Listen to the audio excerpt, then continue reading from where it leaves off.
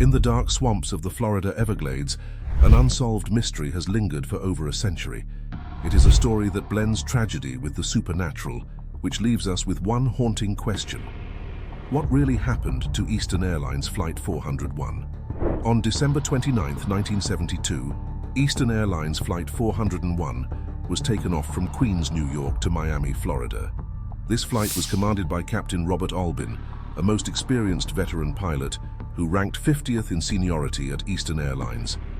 Captain Loft had been with the airline and had accumulated a total of 29,700 flight hours throughout his flying career.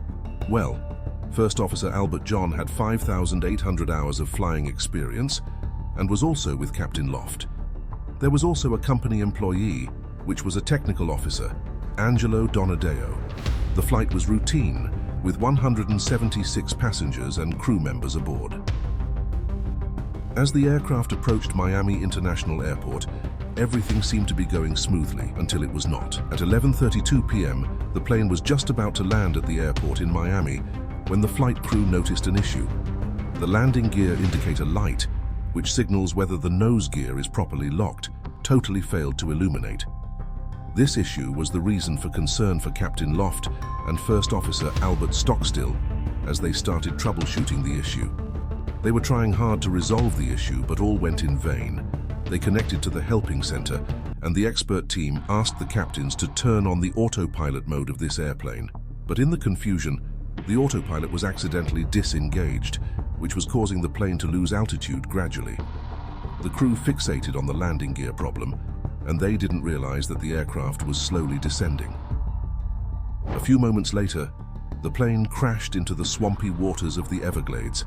There were 176 people on board, 101 lost their lives, and miraculously, 75 survived. The chapter of 401 ended there, but a new chapter opened which was full of mysterious things. Now the extra parts of 401 flight were used in other airplanes.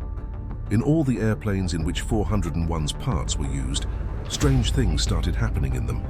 A lot of passengers and crew members also witnessed paranormal activities. Some passengers talked about unseen powers, while others talked about how they even saw strange creatures that spoke to them. There was not one or two passengers who talked about these incidents. There are so many people who claim they had experience of paranormal activities. On Flight 318, an air hostess was just opening the oven to heat the food, but she saw a reflection of a man who was telling her your flight would crash. She was scared, ran away from there, and talked to the flight engineer about that ghost.